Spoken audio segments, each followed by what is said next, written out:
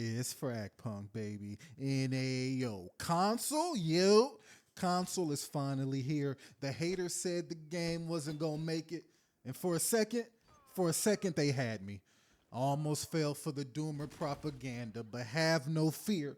The Korean with the drip and the sexy Egyptian lady is here for my console gang to destroy lobbies with. And today, I want to give y'all a head start against these nerds with 5 essential tips for success for the Fragpunk console release. Subscribe if you enjoy the content, and remember, it's not me they're gonna have to deal with, it's this dope ass community. You might receive some hate messages if you practice these suggestions, but that's all right. Just respond to those losers with a "it's Fragpunk, baby." Let's get into it. And the first tip was going to be abusing off angles. I have a full video on abusing off angles, or what we call them here, the nigga you thought angles.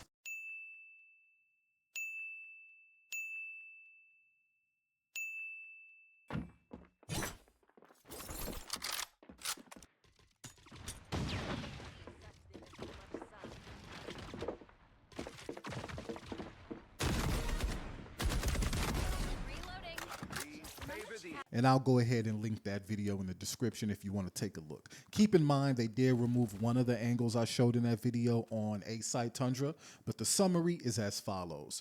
Good players are always going to have good crosshair placements regardless of the game they're playing. So you need to make it hard for them to get a kill. And that is done by forcing them to adjust their aim by you being in a place they did not expect you to be.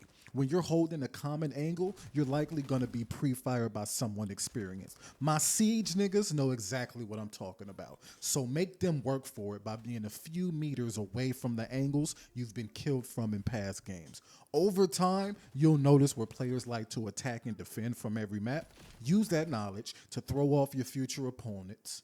And after you smoke their boots with that off angle, for me, do it for your boy. Say to yourself, nigga, you thought. The second tip is going to be minimap usage. The minimap is very important. It's actually a fundamental we must learn if we want to improve. I'll go over a few different things the minimap can be useful for. We have lineups. If you come from Valorant, I'm sure you know what a lineup is. But in case you're not aware, it's when you line up your crosshair with a part of the map that makes it so your utility will land exactly where you want it to land.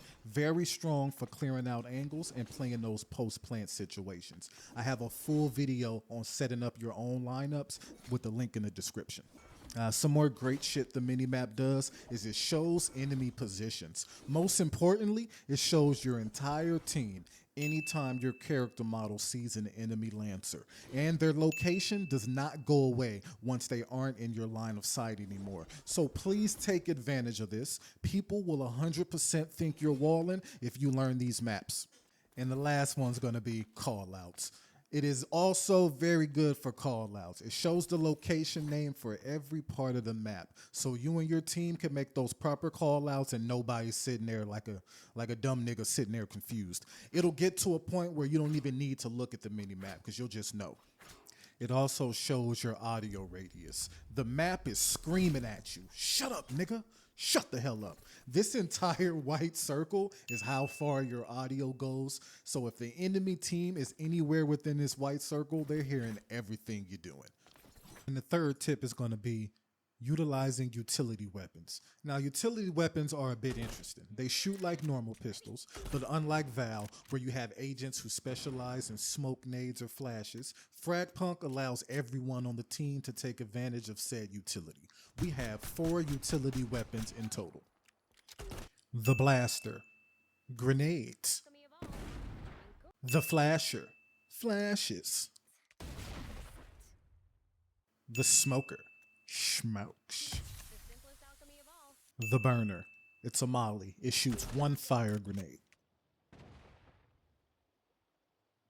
Tip number 4 is going to be a quick one. It's going to be map knowledge. Getting familiar with the map and how you can interact with each and every one of them. This game has interactive rappels, doors, bridges, even a motherfucking interactive water sprout, bro. It's crazy. Use map training and get to know them. Okay, the water sprouts activate whether you like it or not, but it's only on the map I kept, so you'll be all right.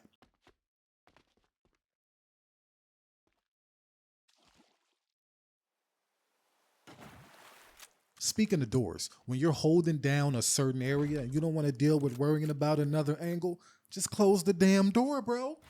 Close the door. There will be an audio cue to alert you if someone tries to open it.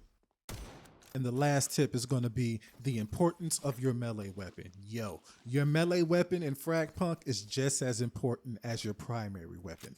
Probably even more important because it can do what your primary weapon can do and more. In some situations, like when you're in a narrow area, a charged knife dash can kill faster than your primary can.